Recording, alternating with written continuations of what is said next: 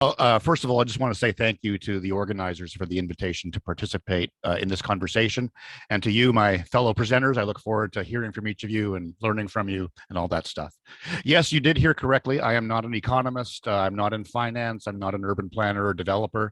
I am a practical theologian. And if you're asking yourself, why on earth is a practical theologian in this conversation, you wouldn't be the first. And it's a legitimate question. As you know, the Urban Economy Forum is a vital place for the exchange of research, ideas, innovations, best practices, and knowledge pertaining to a more sustainable urban future. And among the great challenges facing humanity at this moment, and as we know, there are many, but one of them is the mobilization of local groups of people at a grassroots level toward the implementation and the deepening of practice of better ways of being human together. We generally point to the UN Sustainable Development Goals, the SDGs, and the kinds of ideas that are being generated in conversations like the one we're having at this conference as the kind of changes that we need to see. Now, I've been doing these kinds of events with the UN and World Urban Forum and Urban Thinkers campuses and other kinds of events like this for years. And as you probably know, these kind of events are populated by people like us. Academics, titans of industry, political leaders, policymakers, planners, developers, and so on. And that's great. But we've all also come to realize the limits of trickle-down economics. And sometimes the ideas that we present here don't always translate to real and sustainable change on the ground. Roughly 85% of the world's population identifies as religious or having some kind of spiritual tradition or belief that in some way gives form to how and why they do what they do. My colleagues and I sense that a vital motivator toward the kind of sustainable change that we need economically, environmentally, and socially has largely been left off the table or out of the conversation. I propose that if we truly want to see a more inclusive urban finance and a more sustainable urban future, then it may be time to intentionally mobilize people and local groups to act on these changes through their deepest held religious convictions, stories, and rituals. I recommend that we work within the values and traditions of the world's religions and spiritual practices to reframe the SDGs so that the everyday people in our mosques, temples, synagogues, churches, and such begin to see these more sustainable practices as a faithful expression of their spirituality, as a faithful expression of their religion, and not in any way in competition with them and their beliefs. Over the last number of years, my colleagues and I have been busily convening faith-based and multi-faith conversations toward this end. And I have to say, we're already finding and seeing creative local experiments to reframe the SDGs through local practice and through their religious traditions. It's beginning to happen. I think it's important to recognize, though, that religions not only steward tremendous economic resources from a top-down perspective, like owning religious buildings and schools and hospitals and that kind of stuff, but the members of those faith communities also have tremendous economic power. The members themselves, they own property, they work in pretty much every sector of the economy, they vote, they have influence. And again, that's roughly 85% of the world's population who's religious. And their faith informs how and where they live and move, how they spend their money, how they welcome strangers, how they care for the environment, and so on. And so when we can tap into their belief, we're tapping into 85% of the people's imagination of how they steward their resources. So add to that, most religious traditions emphasize love of neighbor, service, care for the poor, the welcome of the stranger and the refugee. Thus, local communities of faith have often played a vital role in the gift economy, which is often underrepresented in these kind of conversations. Let me leave you with this invitation. Whatever sector of the economy, inclusion, sustainability, or urbanization you work in, I want to invite you to acknowledge that pretty much 8 out of every 10 people you work with have some kind of religious motivation or imagination. And I invite you to think about how you can activate it. Don't leave their spirituality on the sideline. I mean, I think the time is short. Let's mobilize people through their already held beliefs and values, stories, and practices. Socially speaking, we know that the neighborhood is the building block of the city, and most faith communities function on a neighborhood level. Thus, grassroots sustainable change of individual and collective practices may necessitate mobilizing faith communities on the local level and with their most deeply held beliefs and religious practices and spiritualities. Thank you. Thank you, Dwight. That was wonderful. Connecting religion with the SDGs and, you know, how sustainable practices can become an expression of their religion. I have Gregory Rosdeva, the co-founder of Dundas Life, with us. Gregory, the floor is yours. Thank you. I can't say I've ever sat on a panel with a theologian, so this is pretty new. But I'm Greg. I'm the co-founder of Dundas Life. We're one of Canada's largest life insurance brokerages online. So definitely an interesting group. So thank you for the invitation. In the scope of, I guess, faith and finance, I'll try approaching this with a bit of a secular view because I think there are very real repercussions to this. And I've never given a talk or anything on this particular subject, so bear with me here. So across the Western world, there has been a decline in people who have been religious. But the point here is the fallout has been very significant. Right now, if you look at the financial well-being of a lot of people in the Western world, it's suffering. Savings rates are low, growth rates are low, and this is particularly challenging. Now, what role does faith have in all of this? In terms of community, it plays a very important role as a resource, and religious leaders are excellent coordinators. So an example I'll give is the following. So in the early years of, I guess, when a lot of Europeans came here from Europe, a lot of the early institutions were run by religious groups. Why is that? Because there's a shared understanding, there were shared values, and there needed to be quick deployment of resources. So, for example, I'm sure if anyone's dealt with any aspect of the government, whether it's the DMV or whether it's some sort of program, sometimes it tends to be a bit slow. But when you deal with religious groups with a shared understanding and a shared trust, a lot of these resources tend to be deployed much faster.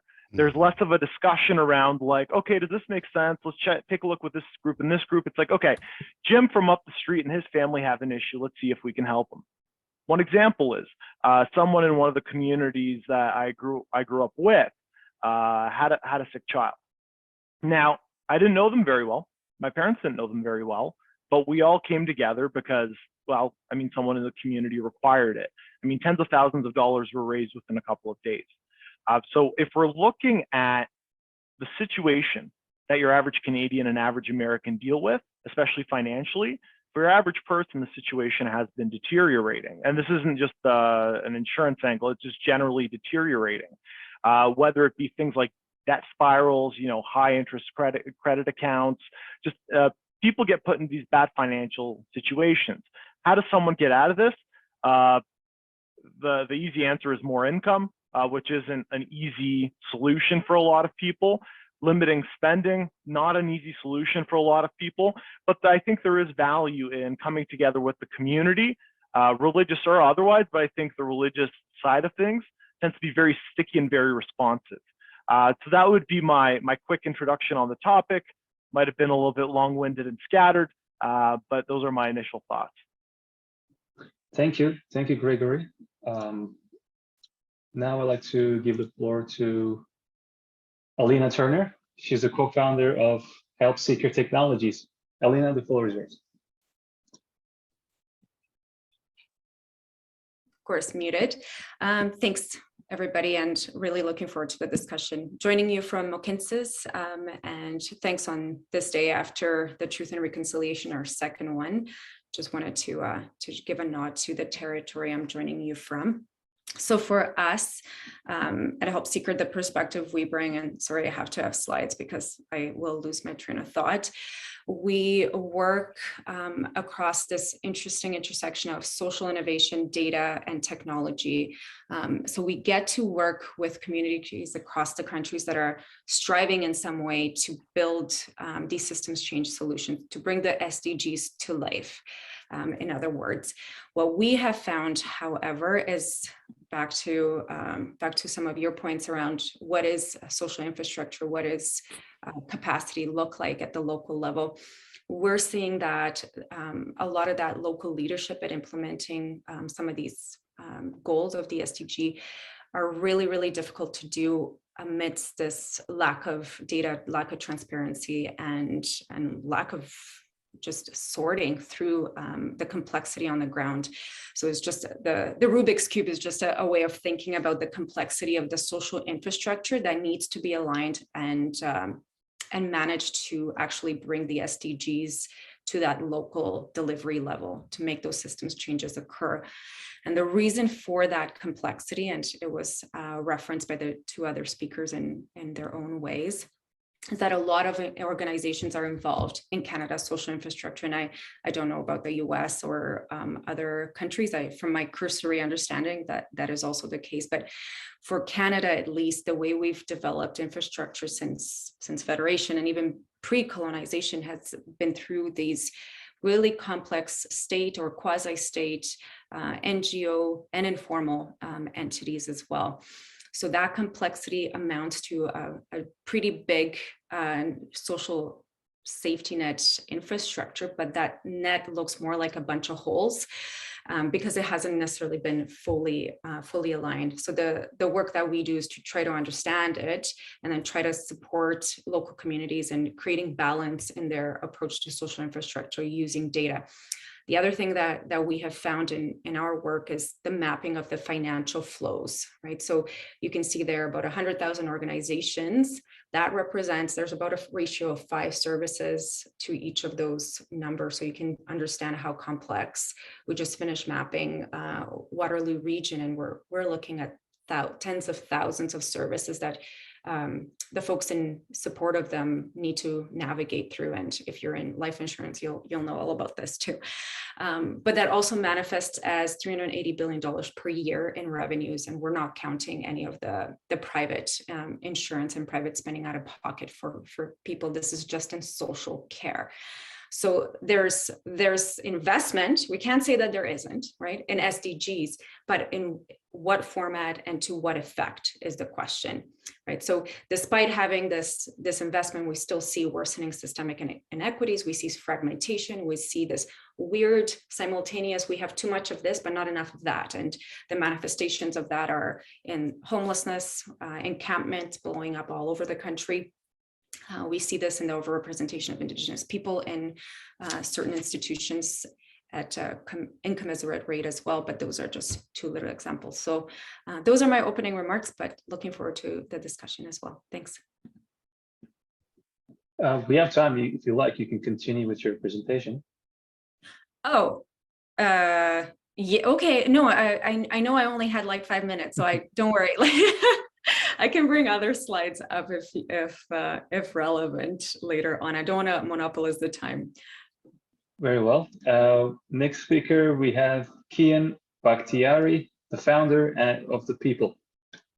The floor is yours.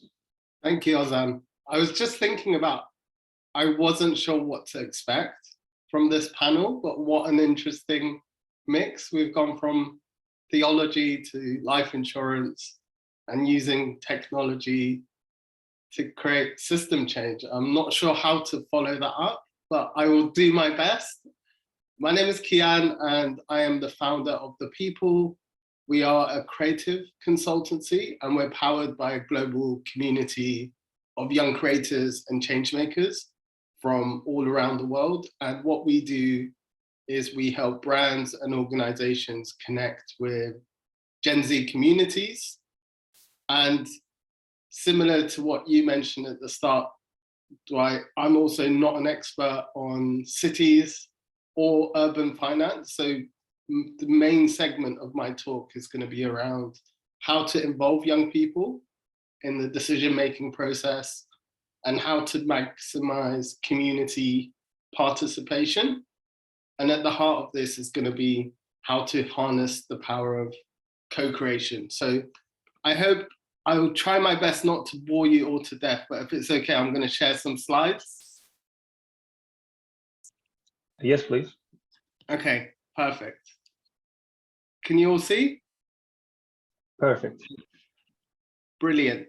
And I just want to start about why is it important to involve young people.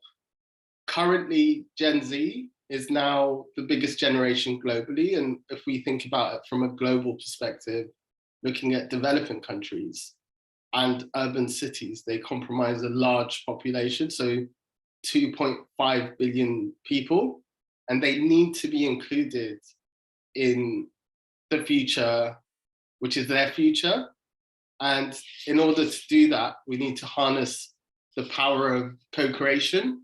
And I'm sure, given what I've heard from all three of you, none of this will be new to you, but at the heart of it is understanding that we can no longer carry on with a top-down approach of creating policy and designing services for people without involving them.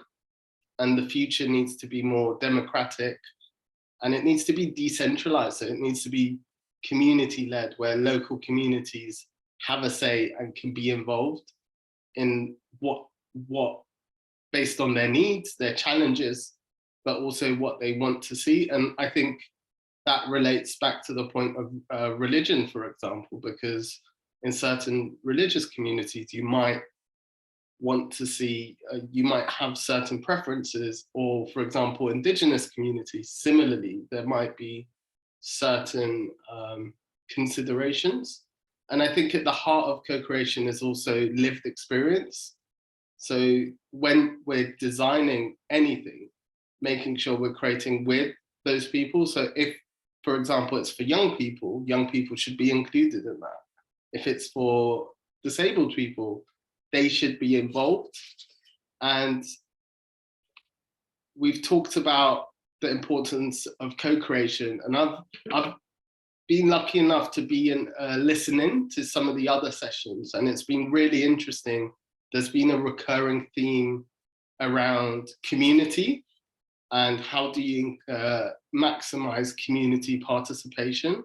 And when we're thinking about SDG 11 and making sure that no one is left behind, I think we need to think about how do you serve everyone within society and not just the wealthiest.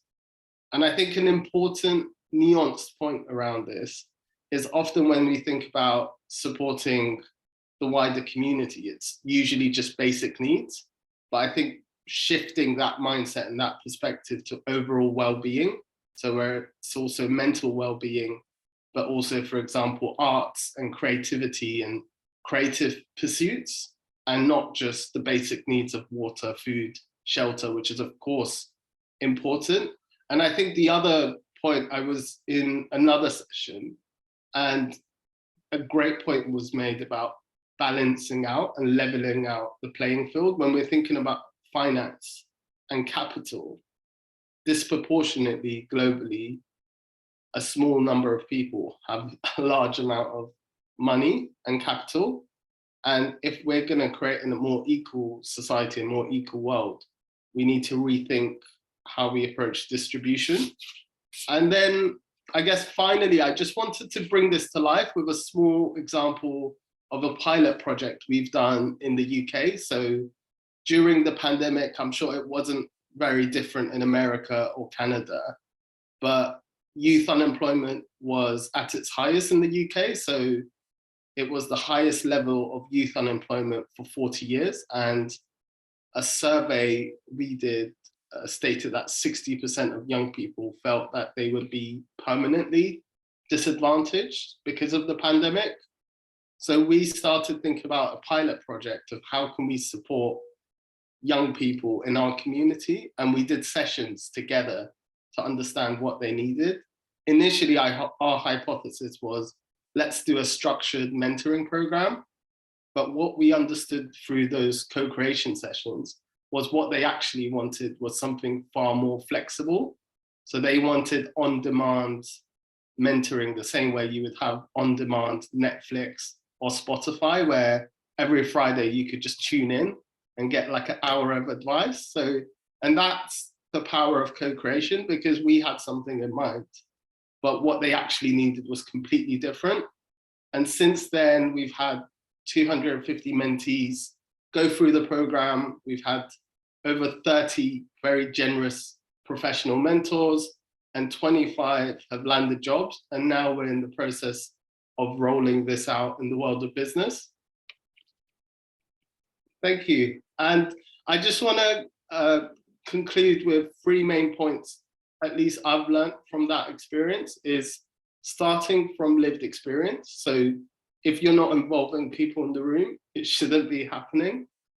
Second is community participation from day one. So I've previously been in certain projects where everything gets designed and we're in that stage of launch. And then the question gets asked of, okay, how do we involve communities? Whereas it needs to actually be in the very early stages. And then lastly, I've seen this with companies and organizations. I don't know how it is in the public sector, but we work a lot with global brands, and they always want to be the savior. So they want to solve the world's problems. And a lot of the time what we say to them is the solutions actually exist out there, but they just don't have the necessary resources or platforms. So what you could really be doing is giving those people a platform. Thank you. Thank you, Kian. That was wonderful. We still have 33 minutes remaining. So if you'd like to continue with your presentations, I realize that Alina cut off a bit early. If you'd like to continue with your presentation, you're welcome to do that. Okay, guys, yeah, I can if you want, but if you want to get into the discussion, it's like, I'm down with the discussion as well. Please, yes. We'd like to hear more from your organization. Okay, sure. Okay.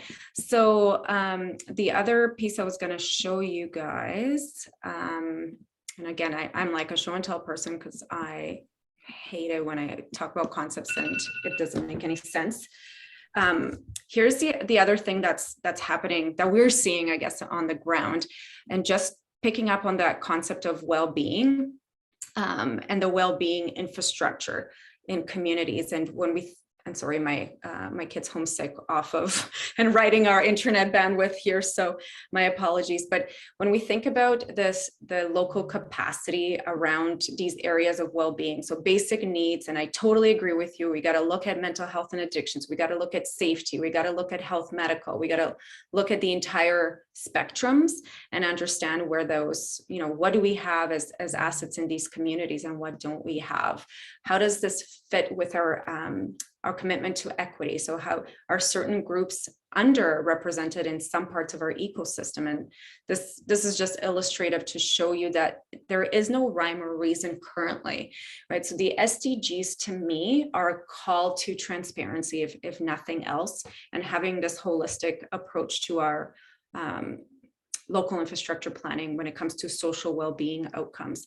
But I think what I'm trying to show you through our learnings in this work is that that's not the case, right? So if we even compare Ottawa, Calgary, and Toronto, like you'll see, even on a per capita basis, these investments don't make sense, right? So that's a systemic discrepancy, and that systemic discrepancy, picking up on some of your other points as well, manifests in the funding flows as well. So funding flows are also have no rhyme or reason. So why are certain communities disadvantaged? The ability to use the SDGs as a call to transparency becomes really important as well. So again, having this level of understanding so that policy and design are made, yes, with lived experience voices, but also with some numbers as well. There's some realities that people with lived experience, and I've been one of them from the homeless serving system. I've spent majority of my youth in that system, in the immigration system. We don't know this stuff. Like, we don't know that there's $200 million going into housing and homelessness in Ottawa. And how does that compare to Kitchener? How does that compare to Barrie or Rilla? How does that compare on a per capita basis with provincial averages, and why, right? Why is one different than the other? And if it's not aligned to demand indicators, then what are we going to do about it, right? So there's things that are within our control, and there's things that are in, as you can see here, majority of the players come out of the government space. So the controls over financial flows when it comes to systems change need to also be identified and pointed to, because we can spend the rest of our lives talking amongst each other about how the system's messed up. But the truth is the money's coming from somewhere. It's taxpayer dollars or donor dollars to some extent. And the step one is to understand the flow, so we can actually find the right leverage point and put our limited advocacy efforts in the right direction. So anyways, I could go on and on, but I just wanted to finish off with that. Thank you, Alina. You know, homelessness is a hot topic in Canada, as well as affordability. In Ottawa, particularly at the Parliament, we hear from the politicians all the time about this subject, especially with the inflation now. Housing prices are, you know, it's difficult for people to get by now. From your perspective, what is your expectations from the government in terms of public policy, and how could we alleviate this problem, in your opinion? So for me, and my background is in the homeless serving sector, so I have a bit of a TMI bias, like too much information bias, but it comes to me to this need for holistic systems planning and integration work.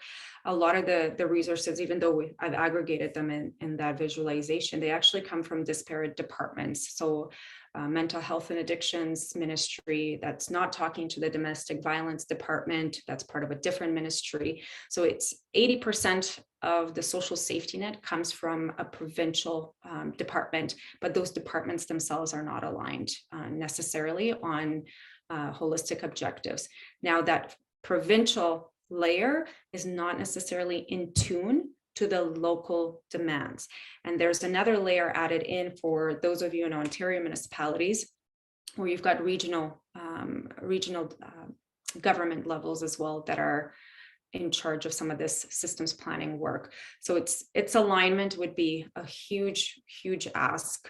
And alignment can happen without transparency and shared information and shared data, shared definitions, so that we're comparing the right things using consistent data dictionaries, ontologies, taxonomies as well, so that we can actually do some of this analysis and have that level of understanding across these really complex bureaucracies. And I'm not even touching the 80,000 charities in Canada that are involved in the delivery side. That's just the provincial government. It's very complex and fragmented. That's nothing new. So, but it's not getting any better, right? Because we have more and more investments every year into the social safety net that add complexity. So the complexity is begetting, it's a network effect of complexity that makes it almost overwhelming to pause and realign. So the Great Reset, unfortunately, never happened, and we only added to the complexity. So how do we pause? How do we get our alignment to so we can actually meet these SDG priorities? Otherwise, to just become another exercise in our checkboxes. Thank you. And I'd like to direct the same question to Gregory. I realize you have experience in insurance. Okay, just so I'm answering the right thing, could you reiterate the question? I'd like to know your opinion in regards to what are your expectations from the government in terms of public policy to facilitate inclusive urban finance for everyone. This might sound a bit cliche, but I think as long as the government, at least from my standpoint, coming from the insurance industry, where our goal is basically to prevent financial failure for families. That's all we do.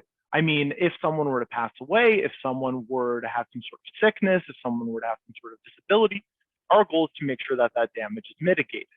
So my focus, the lens that I'm coming from, is how do we get the right product into the hands of as many people as possible with as little friction as possible.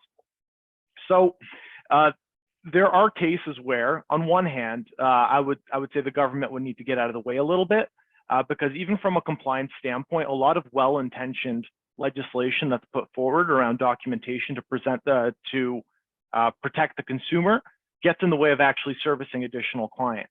And I'm not saying that it should be scrapped entirely, but there definitely are redundancies that could be eliminated, and they're very obvious ones too. I'm not going to bother going into the technical minutia of it, but those definitely exist in the life insurance industry, and they definitely exist in the investment industry. And what I find a lot is that these sorts of rules that are implemented, this is mostly by the financial services regulator, come into existence because of something egregious that's happened in the past. The challenge is when it comes to servicing additional clientele, as these rules continue to compound, there needs to be a balance struck between, is this getting in the way of actually getting the product that people need into the hands of those people? Or is this just additional administration that's necessary that may or may not help protect the well-being of those individuals? When it comes to, I mean, that's my particular lens on this topic. I'm sure there are other areas where the government can get involved more directly with social safety net, but I'm not qualified to speak on that topic at all. I also realized in my introduction, I went off on a bit of a religious bent, and I'm sure my purpose here is more from the investment and insurance standpoint. But I did find that side of things very interesting, because the one area that I find at least recently compelling is that a lot of the folks that we've dealt with within religious communities would often have people within those religious communities that would help them with financial matters, with insurance matters, with these mutual companies that are religious based in nature. And sometimes, you know, even if you have someone that's a little bit poor, but they're scarfing aside $50 a month into investment products over the course of decades, that makes a monumental difference in terms of their ability to provide for their families and their ability to really save for some sort of retirement. So community matters. What that community looks like, it's hard to say. People vary dramatically. But that's just one example that I saw be very effective. So to answer the question in short, where I think the government could be particularly useful is getting rid of a lot of the redundant documentation that's required in the sale of these sorts of financial products. I'm not saying do away with it altogether. There is very useful documentation that I find can be a competitive advantage for firms that are looking to position financial products. But alternatively, I mean, just, adequate deployment in the social safety net, whatever that means. But I have no specific feedback on that topic. Gregory, can I ask you like a question I've been dying to ask somebody from the insurance end forever? Sure. More no scandal last year. Does the insurance industry touch vulnerable populations? So somebody that might be on social assistance, for instance. It happens. It depends. It's a complicated answer, and I'll tell you why. Because every town has a bank, right? And people even in these communities require banking services. They still require adjacent financial services, whether it's investments, whether it's insurance, whether it's home and auto coverage. Like, there is a plethora of financial products that these people require. The challenge oftentimes is incentive, speaking frankly. If you sell a small financial product to an individual, you're not going to make a lot of money. So oftentimes what you find, especially with insurance agents, is they want to improve the quality of their book of business, meaning you want to have fewer people with more money so that you're not spending a ton of time prospecting, you're not spending a ton of time administering. You deal with your, let's say, 30 people, they make you enough money every year, and that's that. The banks aren't nearly as bad on that front, but this sort of bias still exists because it's not efficient for a lot of financial services firms to do this. For us, that's not entirely the case. The reason being is we do everything online. Everyone seems to be online. If you need financial services, we can facilitate that transaction very quickly and very efficiently. So our umbrella all of a sudden expands a little bit. It's not perfect, but it's easier to service that kind of clientele. But for people that come from a more vulnerable community, I mean, not to kind of harp on the previous point that was made, but I found that religious communities are excellent at getting the right resources in front of these sorts of individuals because it's just super responsive. That's just one example. Other areas are organizations like community groups that will say, hey, come in and we'll teach you how to budget. Because again, like, there needs to be some sort of goodwill or charitable component there from the community to really make that work, to really make that happen. But even when you chat with people from that group, I mean, they have similar goals and aspirations to anyone else. I mean, these things aren't different. Like, they want to make sure that, you know, their family is taken care of. They want to make sure that they're not a burden on their family. They want to make sure that their children have a decent shot at life, whether that is higher education or whether it's just, you know, making it through education in the first place without some of the societal pressure that comes from being in some of these communities where drugs might be a problem. Things like where, you know, like there might just be, you know, like just not great neighborhoods, speaking frankly. But a lot of people want what's best for their children. So one of the steps, I guess one of the areas where the financial services sector could play a role is, you know, helping facilitate that. But again, a lot of the incentives for these professionals to get involved in these communities just flat out aren't there. I think there is a component that needs to be more charitable in nature, or community groups getting more involved to facilitate these sorts of transactions that are necessary. Are you able to tell us what that sample of 30 clients, to make sure that it's efficient and profitable? Can you tell us what that typical number looks like from a profit perspective? Because I think they're actually, what I'm seeing is, or sorry, hypothesizing is that there is money, but there's a misalignment of where the money is going and the incentives, where it's actually created an entire band of people that are uninsurable from a profitability perspective for these mainstream and financial institutions that are being represented on this panel. And what happens to that band is that they become those that are cared for through this fragmented ecosystem.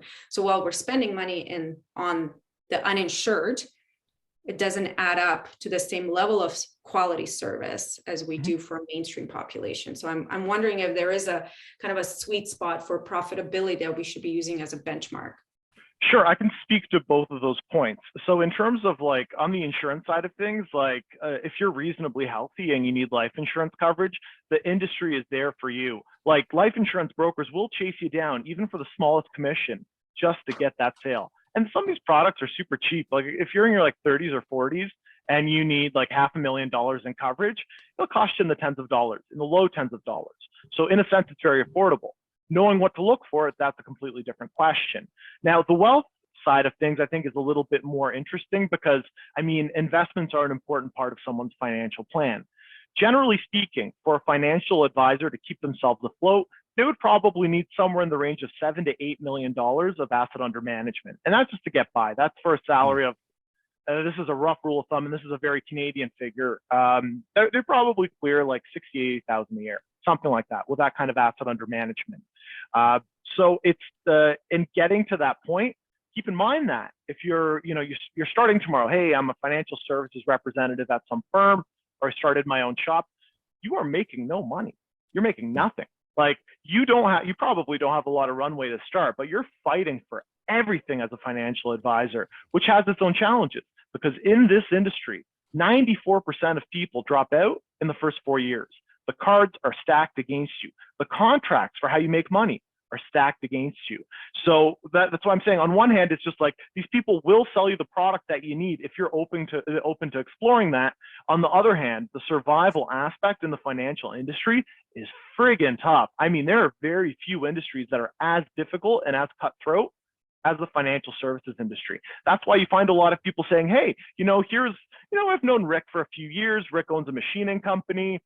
He's got 8 million asset under management. If I lock Rick down, I could at least get by. If Rick has 3 friends and they're as reasonable as Rick, because dealing with a lot of business people, what you'll find is they have less questions. They tend to understand the concepts a lot faster. They'll transact a lot faster, which makes business a lot more straightforward. And this is the unfortunate reality. That's the type of clientele that the incentives in the industry are geared toward, for better or for worse. So that, going back to the original point of like, what does profitability look like for these sorts of individuals? In the insurance world, on average, you need to sell about a policy a week, approximately. In the wealth side of things, you probably need 5 to 7 million asset under management, which is not easy to get to from 0 to 5 to 7 million. But in terms of deployment of capital, I mean, it really depends on what you're talking about, because in industry, it's all in the transaction. Like, who in the community requires these sorts of products, and how can we get it into their hands? So I'll say something that's pretty unpopular in the financial space, but this is where the multi-level marketing type firms actually play a role. It's an ugly business sometimes, but they're in the community. And if someone with no financial qualifications is talking to their uncle, their cousin, whatever, and says, hey, do you have mutual funds? Do you have life insurance? Like, if you need life insurance for this long, you can buy this sort of policy. Are they the best products all the time? Not necessarily. But is it better than nothing? Oftentimes, yes. So the saving grace for a lot of those sorts of firms is that they're there. And I think the regulators in particular downplay the importance of someone physically being there and having these conversations, no matter how flawed they may be. Does that answer your question? Did I miss anything there? Okay. Dwight, the floor is yours. What is your opinion? Well, the relationship of government and religion is a complex one, and I'm not sure. I certainly can't speak on behalf of religion in relationship to government policy is it's almost impossible because of the diversity of perspectives and values and so on. But I think part of what's sort of alive in my mind as I've been hearing us talk is sort of the function of religion to narrate for people what the good life looks like. I know that might sound like, I think there's cultural assumptions in capitalist Western world that the primary goal of life is to accumulate. Religious communities, by and large, although we don't do it perfectly, we often are inviting an alternative imagination for what life can look like, focused often on love, relationship, community, what it is to promote and encourage belonging, to go through the world kind of with a functional belief that people matter, and that part of the invitation of my own existence is to help other people belong and find their way. And I mean, I know it's not a very direct or maybe even helpful answer, but I think that it demonstrates part of the role or how vital it is to have spirituality and religious traditions in the conversation, because it's like it just pivots it slightly. It just nudges, it just opens us up to another perspective that I think can be helpful for us. Because I mean, with the, from the kind of perspective I'm talking about, it makes me, I begin wondering as I listen to Gregory, like, what kind of policies could be incentivized from the government, for instance, that would make going after the least insured or the most vulnerable a profitable venue? Like, could there be a way to reimagine that? That's the kind of thing that comes out of the faith traditions, in a sense. I don't know if that makes sense, but I really resonated with Kian's language around how important it is to have people in the room who are having the policies, or who are looking to participate, for the people who we're supposedly trying to serve, to actually have them in the space and in the conversation. So I think it'd be really interesting to reimagine, or to continue imagining our financial policies with the poorest in the conversation, and not just the wealthy, the white, the powerful, making decisions on their behalf. Thank I you. don't know. Did that make any sense at all? Yeah. Kian, please have the floor. Yeah, more so, I had a question. I think similarly, it's really interesting. I feel like I've learned more about life insurance in one session than I have in my whole lifetime. So thank you for that. I had one question for you, Dwight, but I think also open to everyone else's perspective, because the value from this conversation has been the diversity of thought. One of the things we've seen, at least with our community, is, and I don't want to say this is a truth, so I'll pose it more as a question to get your thoughts, is there are people that argue that in Western society, as the state has become smaller and religion has taken, at least in certain countries, a lesser role. It's left a void, especially for young people when it comes, you mentioned the word of belonging. I was interested to know if you had any thoughts on that.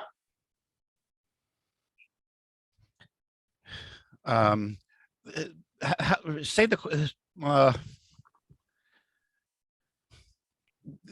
restate the question one more time. So just to give you an example, at the moment, like what we're seeing is, and this is huge, I'm being general by a huge lot, but what we're seeing is a lot of young people are increasingly in Western countries isolated, they're less connected, they don't have that sense of belonging, but they're also looking for it in lots of different avenues. So I wanted to know, from your perspective, how much do you think that's no, that's I was going to say that's totally, it's pervasive. I mean, it's the primary area of research for a lot of people who do the kind of work that I do. Like we've seen the ongoing decrease of religions in the West, and when I say that, I can't speak monolithically or across the board, because it's primarily the European exported churches in the West, for instance, where we're seeing the decline. So it's mostly the decline in white churches that come from have a European ancestry. The African American church, in more indigenous churches, immigrant churches are often, the churches, the Christianity is my primary point of reference, and so that's where I'm speaking from. But the decline is happening all over the place in terms of institutional religion. What's shifting, however, is as the top-down approach to religion, which kind of prescribed what belonging looked like organizationally or institutionally, what we're seeing emerge around the country, in fact, around the world, is like, I would almost call them post-colonial faith expressions lived out in local neighborhoods, like it's not really church in a traditional sense, but they're communities that gather to support one another in like a holistic spirituality unto the thriving of life. Now, sometimes they're connected with a religious institution, but often they're not. But and so I think there's an interesting emergence that is suspicious of the systems of religion, and rightly so, because I mean, there's a reason why religious organizations have been largely left out of the UN work and urban work. It's because we've historically been divisive and fighting about everything. Part of the decline of religion is inviting us to have conversations with one another, I think in a really profound way. So our pain points are actually drawing us toward one another in ways that I think are really beneficial. And I will say, it's the younger generation. It's the Gen Z. I mean, really from Gen X down, they have been bucking the institutional systems and either leaving in protest. It's interesting. I'll say one more thing about this, and then I'll transition. But there's almost a kind of, I'll use this word metaphorically, there's almost like a refugee status in religion, in the sense that many people are leaving their religious tradition, not because they want to, but because, in fact, their religious beliefs, their values are still there, but they've come to realize that if they continue to stay in that system, that institutional structure, they feel like they're doing violence to themselves, to others, or to their children. And so their spirituality is still alive and active, but their willingness to abide or perpetuate the institutional structure is no longer there. But that leaves them longing for a new kind of community. All of a sudden, they had this place to belong. They had this community that had their back, that was there for them when times got tough, and all of a sudden that becomes gone. And then again, that's where those grassroots communities are beginning to bubble up. So I'll pause there. Did that make any sense? Perfect. Let's open the floor for open discussion. If you'd like to ask yourselves any questions, please be welcome to do so. Can I throw something in there to follow up on Dwight's point? Because I think like with the relative decline of faith in North America and I guess Europe, I think like I don't know if it's directly tied to this, but what we're seeing is higher levels of depression. We're seeing higher levels of loneliness. I mean, less people having sex. I thought that was a fun fact. But like, I think what people keep forgetting is that faith in particular is not just about the afterlife. I mean, there's anthropological fact in there. The one example I heard from one of my Muslim friends is just like, what's the deal with, you guys not drinking alcohol? And he's just like, well, if, the religion originated in Arabia, and if you were drinking alcohol in the desert and, you kind of got lost or something bad happened, like, you're as good as dead. When it came to pork preparation back in the day, like thousands of years ago, preparing pork was not an easy thing to do. Now it's, it's just second nature, but at the time it could kill you. So part of what faith brought to the table was a set of, really ways to survive, but also ways of grappling with uncertainty. So when it came to things like death, there was ritual and tradition around it. And I think that's one part of faith that's severely underplayed, is that it really is a set of guides, rules, and principles. On the most part, are there exceptions? Sure. That are put in place to help people generally live a better life, faith aside. I mean, that's part of the role that the faith brings through the community, through the traditions, through the rituals. Yeah, I thought I'd throw that in there, Dwight.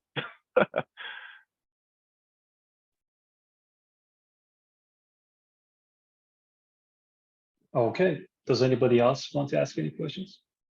We still have 5 minutes before the break.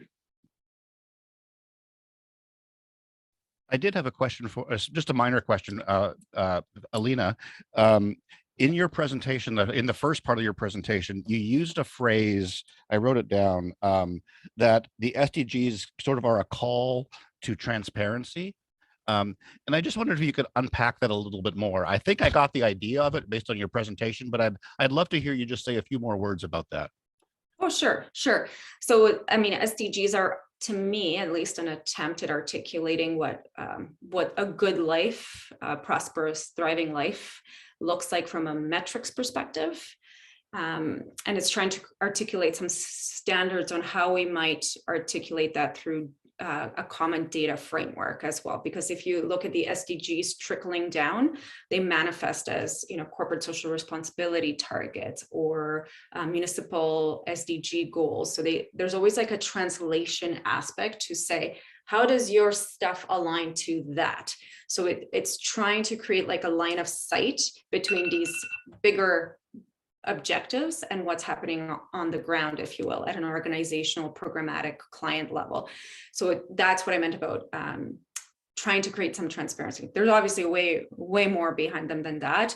I'm in the data space, so I always look at things through, how can I, where there is no data, how can we create the data to see where we stand on these, and where the data exists, but it's not talking in the same language. It doesn't layer up to be able to say something, in the same fruit bowl, right? Apples and oranges around the SDGs then. And it also promises to see the inconsistencies, because in our attempts to speak to the SDGs and how we're doing, it necessarily forces us to look at the fragmentation and try to make sense of the complexity as well. So that's how I use them, at least, but I'm sure there's other opinions on that other than mine. So thanks. Thank you. And one thing that we do, one thing that we've been finding in our multi-faith conversations, especially within the Abrahamic traditions, when we talk about the SDGs as a whole, it's often being talked about increasingly with language of of shalom, which is a term that sort of transcends all three Abrahamic faiths. There's a sense that shalom is this overarching holistic flourishing of self, creation, or nature and community, and so on. And in fact, often it's less about knowing what shalom is and more like functioning with a shalomic imagination. So just like we've had enough of a taste of what equality and equity and fairness and justice look like, that we continue to move toward it because it's calling us forward. As soon as we think we know what the good life or shalom looks like, usually we weaponize it and we use it to colonize the imagination and the life of others. And so the question is, how do we